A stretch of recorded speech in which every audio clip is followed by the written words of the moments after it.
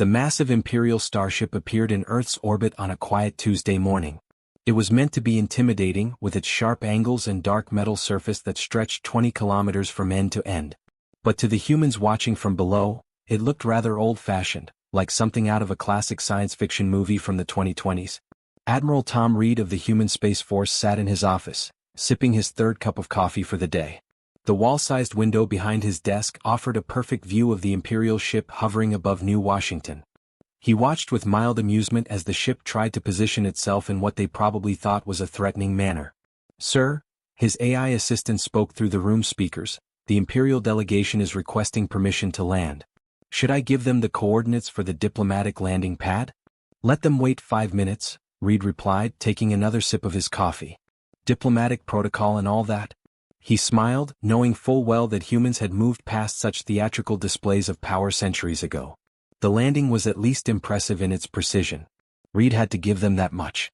The Imperial shuttle was about the size of a small passenger plane, painted in what they probably considered royal colors, deep purple with gold trim. As it touched down, Reed noticed how its engines struggled slightly with Earth's gravity. Clearly, they hadn't bothered to adjust their propulsion systems before arrival. High Commander Vil of the Galactic Empire emerged from the shuttle first. He was tall, humanoid, and dressed in what appeared to be ceremonial armor that would have looked more at home in a museum than a diplomatic meeting. Behind him, 6 guards marched in perfect formation, carrying weapons that made Reed think of the laser guns in his grandson's toy collection. "Welcome to Earth," Reed said, standing at the bottom of the shuttle's ramp. "I trust your journey through regular space was comfortable." Vil's expression flickered slightly at the mention of regular space, but he maintained his commanding pose. "Admiral Reed," he began, his universal translator working overtime to match his tone of superiority, "I come bearing news that will change the destiny of your species forever." Reed gestured toward the building. "Shall we discuss this over refreshments? We have an excellent selection of beverages, though I recommend the coffee. It's fresh." The meeting room was simple but elegant, with a window view of the city's quantum towers stretching into the clouds. Vil and his guards seemed to be trying very hard not to stare at the casual display of technology around them. The floating chairs, the holographic displays, and the small maintenance bot quietly cleaning the corners of the room. "The Galactic Empire," Vil announced, standing rather than taking a seat, "rules over 10,000 star systems. Our civilization has existed for 50,000 of your Earth years. We have achieved feats of engineering and science that your people cannot begin to comprehend." Reed nodded politely, stirring his coffee. "That's quite impressive. Please do continue." "We have ships that can cross the galaxy in mere months," Vil declared. "Our weapons can destroy moons. Our medical technology can extend life to 3 centuries. And now we offer you a choice: join our empire willingly or face the consequences of resistance." The human delegation exchanged glances. Reed took a long, deliberate sip of his coffee, using the moment to compose himself and avoid laughing.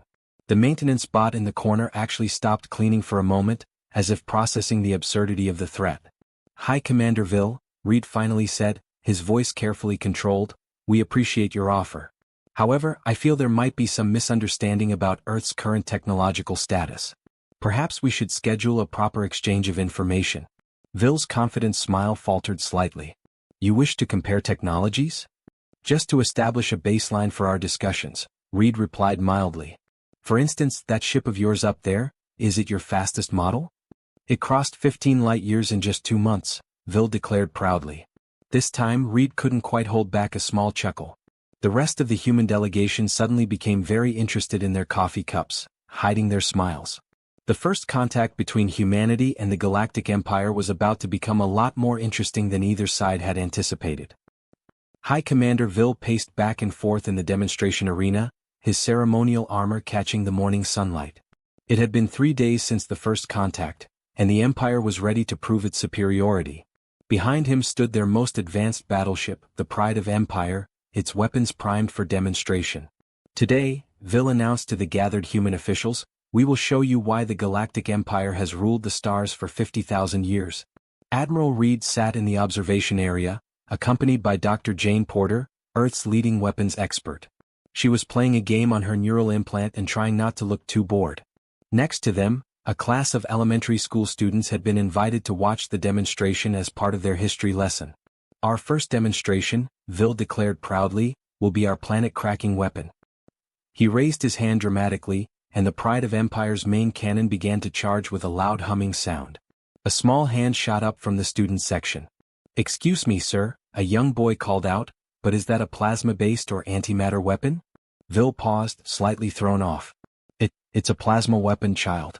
The most powerful ever created." "Oh," the boy replied, sounding disappointed. "Like the ones in our museum?" Vil's face twitched slightly, but he pressed on. The Pride of Empire fired its weapon at a designated asteroid. The beam took 30 seconds to charge and another 10 to reach its target. The asteroid exploded impressively, sending chunks of rock floating through space. Dr. Porter finally looked up from her game. "That's cute," she whispered to Reed. "Should we tell them about the planetary defense grid?" Reed shook his head, smiling. "Let them finish their presentation first." Vil moved on quickly to their next demonstration. A holographic display appeared, showing the Empire's most advanced artificial intelligence. "This," he said proudly, "is the Imperial Mind. It can play complex strategy games and manage entire star systems." Another student raised her hand. "Can it tell jokes?" "What? No. It's a serious military tool," Vil replied, confused. "My homework helper tells better jokes than my dad," the girl said, "and it helps me with my quantum mechanics assignments too." Vil's confidence was visibly shaking, but he had one more demonstration prepared. A medical pod was wheeled out, its interior glowing with a soft blue light. "This is our crowning achievement," Vil announced. "With this technology, we can extend an Imperial citizen's life to 300 years. He looked expectantly at the human audience, waiting for gasps of amazement. Instead, one of the adult observers raised his hand. "Sorry," the man said, "but is that chronological years or biological years?" What do you mean?" Vil asked.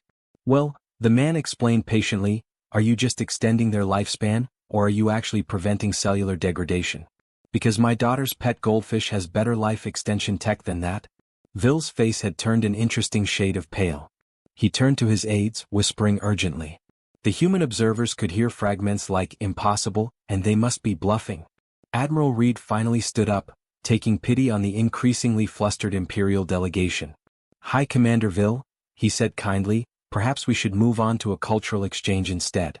We'd be happy to show you some of our technology as well, though we might want to start with the basics. We wouldn't want to overwhelm you." "Overwhelm us?" Vil sputtered. "We are the Galactic Empire. We demand a proper demonstration of your supposed capabilities." Reed looked at Dr. Porter, who shrugged and tapped her neural implant. Above the arena, the sky suddenly lit up with thousands of automated defense platforms decloaking in perfect formation. Each one was more advanced than the entire Imperial fleet. "Oh," Vil said quietly. "Those are real," Reed replied. "They're part of our children's early warning network. Would you like to see the adult version?" The elementary school students giggled as Vil quietly sat down, his grand demonstrations forgotten. The Galactic Empire was about to learn a very important lesson about making assumptions. Dr. James Miller adjusted his glasses as he walked into the Human Scientific Council's main presentation hall.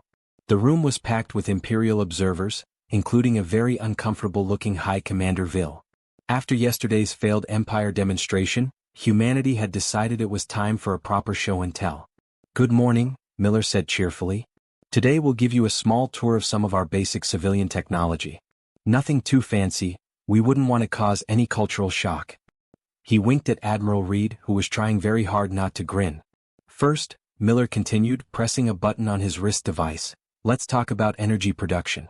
The room's walls became transparent, revealing the massive Dyson swarm around the sun. Countless solar collectors, each the size of a continent, gathered energy with nearly perfect efficiency. One of the Imperial scientists dropped his datapad. "That's impossible," he whispered.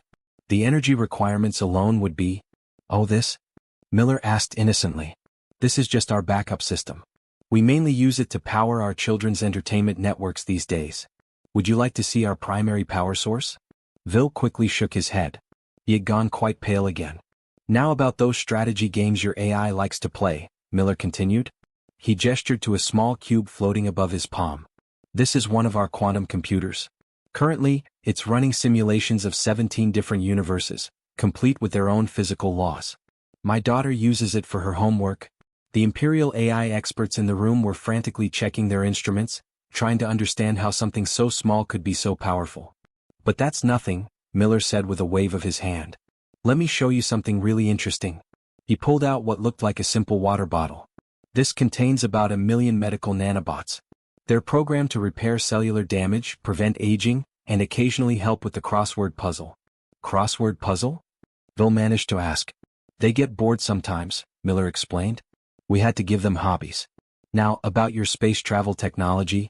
Before he could continue, one of the Imperial guards finally broke protocol. But how? He burst out.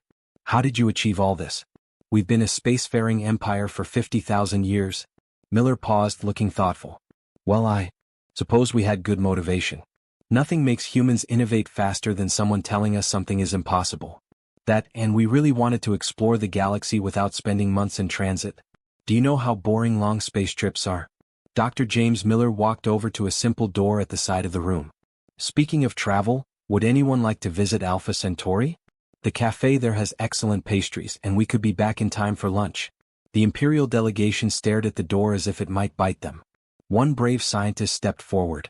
Your people can travel 4 light years in time for lunch? Of course, Miller replied. We have to. The best coffee shop in the galaxy is in the Andromeda system, and my wife gets grumpy if her morning coffee isn't fresh. At this point, several Imperial observers were quietly edging toward the exit. High Commander Vil remained in his seat, but his proud posture had deflated considerably. The mighty Galactic Empire was beginning to realize they might have made a slight miscalculation in challenging humanity. Oh, and one more thing, Miller added, almost as an afterthought. That universal translator you're using? It's doing a decent job, but it seems to be struggling with complex concepts. Would you like to borrow one of ours? The basic civilian model can translate any language in the known universe, including several that haven't been invented yet. Admiral Reed finally took pity on the shell-shocked Imperial delegation. Perhaps we should break for lunch. Give everyone time to process things. As the Imperials filed out of the room, many of them looking dazed, Miller turned to Reed with a smile. Should we tell them about the really advanced stuff? Let's save something for tomorrow, Reed replied. We wouldn't want to run out of surprises too quickly. High Commander Vil stood before the Imperial Council's emergency meeting, which was being held via holographic projection. His hands were shaking slightly as he held his report, but his voice remained steady. They must be using tricks, he declared to the assembled council members. No civilization could advance so quickly. It's simply impossible. The head counselor, an elderly being named Marcus, leaned forward in his ornate chair. Are you suggesting that humans have fooled all our scanning equipment? Deceived our best scientists? Vil wiped his forehead. Perhaps they've developed some form of mass hallucination technology. Yes, that must be it. His voice rose with desperate hope. They're just making us think we're seeing these impossible things. At that moment, his personal communication device chimed. Vil's face turned an interesting shade of green as he saw what was appearing on screens across the galaxy. Humans had started sharing memes about the Empire's technology, and they were spreading faster than Imperial ships could travel. One popular image showed an Imperial starship labeled Empire's fastest ship next to a human child's bicycle with the caption, "Still faster." Another compared the Empire's AI to a human toaster, with the toaster winning a chess match. This is outrageous, shouted one council member. We must demand proof, real, physical demonstrations of their supposed capabilities. Vil tried not to wince. They've agreed to that already. They're calling it Technology Show and Tell Week. They've even invited school children to attend.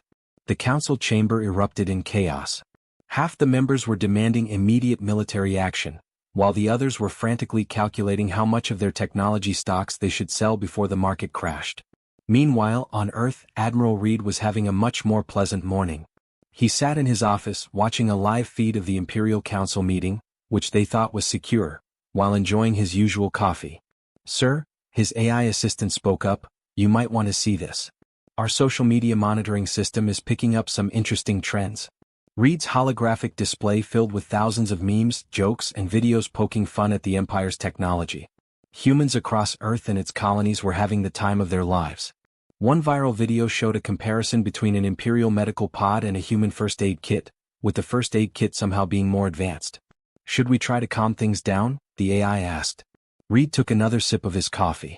No, I think this is actually helping. Sometimes humor is the best way to handle cultural shocks like this.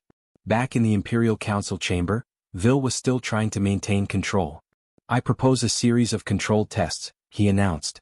We'll challenge them in specific areas where we excel: military technology, computational systems, medical advancements. And what if they humiliate us again? Marcus asked quietly. They can't possibly be superior in every field, Vil insisted, though his voice lacked conviction. Besides, we've ruled the galaxy for 50,000 years. They've barely been in space for a few centuries. Just then, every screen in the council chamber suddenly lit up with a new message. It was an invitation to the first annual Human Imperial Technology Exchange Fair, complete with a cartoon mascot of a smiling Earth giving a thumbs up to a confused-looking Imperial ship. The message ended with a note that made several council members choke on their drinks. Don't forget to bring the kids. Free ice cream and quantum physics demonstrations for children under 12. Vil stared at the message in horror. They're not even taking us seriously anymore, are they? Marcus sighed heavily. Did they ever? As the Imperial Council descended into another round of arguing, a small notification appeared on Vil's device. Someone had tagged him in another meme. Despite his better judgment, he looked. It was a picture of his face from the first contact meeting with the caption, "When you try to conquer Earth but they treat it like a school field trip." The Galactic Empire's dignity was crumbling, one meme at a time. The Technology Exchange Fairgrounds were packed with both humans and Imperial citizens. Colorful banners hung everywhere, and the smell of ice cream mixed with the faint hum of quantum computers. High Commander Vil stood at the Empire's main display, trying to maintain his dignity while a line of human children waited for their turn to test Imperial technology. And now, Vil announced, his voice only slightly strained, "We will demonstrate our fastest ship's capabilities." The Pride of Empire fired up its engines, creating an impressive light show on the giant display screen. Everyone could watch as it began its journey to Alpha Centauri. The ship's captain proudly announced it would complete the journey in just under 2 months. "That's nice," said a human teenager eating a triple scoop ice cream cone, "but I'm supposed to be at my friend's house in Alpha Centauri for dinner in an hour. Could you guys give me a ride, or should I just take the regular shuttle?" Vil quickly moved on to the next demonstration. "Behold our mighty battle robots." A line of gleaming mechanical warriors marched out, their weapon systems fully activated. A small girl raised her hand. "Are those like the toys my brother got for his birthday?" "These are not toys," Vil protested. "These are advanced combat units capable of coordinated tactical operations." "Oh," the girl said, looking disappointed. "My brother's toys can do that too. And they tell better jokes." At the next station, the Empire's best scientist, Dr. Pike, was showing off their most advanced AI system. "It can perform millions of calculations per second," he declared proudly. "Excuse me," interrupted a human housekeeping AI passing by with a cleaning drone, "but would you like me to help optimize your system? I noticed it's running rather slowly while I was solving my morning's quantum physics puzzles." Dr. Pike sat down heavily in his chair, muttering about impossibilities and violations of known physics. Meanwhile, Admiral Reed and Dr. Miller walked through the fair, trying their best to be diplomatic. They stopped at each Imperial demonstration, nodded politely, and managed not to laugh out loud at the increasingly desperate attempts to prove Imperial superiority. "Should we show them our kindergarten science projects?" Miller whispered to Reed. "Those might be closer to their technology level." Reed shook his head. "Let's not make it worse. Though I do think my grandson's pet hamster has a more advanced habitat than their best battleship." The day's events reached their climax when the Empire decided to demonstrate their revolutionary faster-than-light communication system. Vil proudly explained how it could send messages across the galaxy in just under a week. A human communications technician who was setting up the afternoon snack delivery to the Andromeda galaxy actually stopped what she was doing to ask, "Wait, you're serious? You can't even manage instant communication? How do you play online games?" "Online games?" Vil asked weakly. "Yeah, my kids are currently in a virtual reality session with some friends in the Triangulum galaxy. The lag would be terrible with your system." Vil looked at the technician, then at his communication device, then back at the technician. Finally, he did something very un-imperial. He laughed. It started as a small chuckle and grew into a full belly laugh that drew surprised looks from other Imperial officials. "We really thought we could conquer you," he said, wiping tears from his eyes. "We actually believed we were the most advanced civilization in the galaxy." Reed patted him on the shoulder. "If it helps, you're taking it better than the Relian Empire did last year. They're still insisting that their steam-powered spaceships are the pinnacle of technology." As the fair continued around them, more Imperial citizens began to relax and actually enjoy themselves. Some were even asking questions about human technology out of genuine curiosity rather than disbelief. The Empire's pride might have been bruised, but at least they were finally learning to laugh at themselves, though the memes about their advanced technology would probably continue for a few more centuries. 2 weeks after the Technology Exchange Fair, Junior Commander Ander Dantrell sat in Earth's largest library, surrounded by a group of young Imperial officers. They weren't plotting conquest or designing weapons. Instead, they were watching cat videos on the quantum internet. "So you're telling me," Dantrell said, pointing at his tablet, "that humans advanced this quickly because they kept making jokes about it being impossible?" "Pretty much," replied Bill from the Earth Historical Society. "Every time someone said faster-than-light travel is impossible, some human scientist would say, 'Hold my coffee,' and break another law of physics." The group of young Imperial officers burst out laughing. They had started visiting Earth's cultural centers daily, fascinated by how humans had achieved such remarkable progress. The older generation of the Empire might still be sulking in their ships, but the younger ones saw an opportunity to learn. Meanwhile, in the Imperial Council's emergency bunker, which humans could probably see through anyway, High Commander Vil was having a crisis of faith. "Our entire civilization," he muttered, staring at his reflection in a window, "all our achievements, 50,000 years of progress, and they did it better in a few centuries while making memes about it?" "That's not entirely accurate," said Admiral Reed, who had somehow appeared in the supposedly secure bunker with a fresh cup of coffee. "We also did it while arguing on the internet and trying to prove each other wrong." Vil didn't even jump at Reed's sudden appearance anymore. "How do you humans do it? How do you advance so quickly while treating everything like a joke?" Reed smiled and pulled up a chair. "Have you ever noticed that half our scientific breakthroughs started as someone saying, 'Wouldn't it be funny if?' The other half usually began with, 'I bet you can't.'" Back at the library, Trell and his group had moved on to studying human history. They were particularly fascinated by the concept of scientific rivalry driving innovation. "Wait," one young officer said, "you're telling me humans invented teleportation because two scientists were arguing on social media?" Bill nodded. "Yep." Dr. Thompson said it was impossible. Dr. Martinez said, "Watch me." And 3 months later they were both accepting their Nobel Prize, and still arguing about who was right. The Imperial officers looked at each other with growing excitement. They had been raised to believe that progress came through careful planning and rigid hierarchy. The idea that you could advance by challenging everything, including yourself, was revolutionary to them. In orbit above Earth, a group of Imperial engineers were getting their first lesson in human-style innovation. They had casually mentioned that their ship's engines couldn't be improved further, and now they were watching in amazement as a 12-year-old human girl explained how to make them 40% more efficient using principles from her physics homework. "But that breaks 3 laws of thermodynamics," one engineer protested. "Oh, those old things," the girl replied, not looking up from her ice cream. "My mom wrote new ones last week. The old ones were too limiting." Vil, still in his bunker with Reed, was finally beginning to understand. "So when we threatened to conquer Earth, you saw it as a challenge," Reed finished. "And humans love proving people wrong almost as much as we love making jokes about it afterward." "I think I'm starting to get it," Vil said slowly. "The more seriously we took ourselves, the funnier we found it," Reed agreed. "But hey, at least you're learning. The last alien empire that tried to conquer us is still insisting that their abacus is more advanced than our quantum computers." Vil actually smiled at that.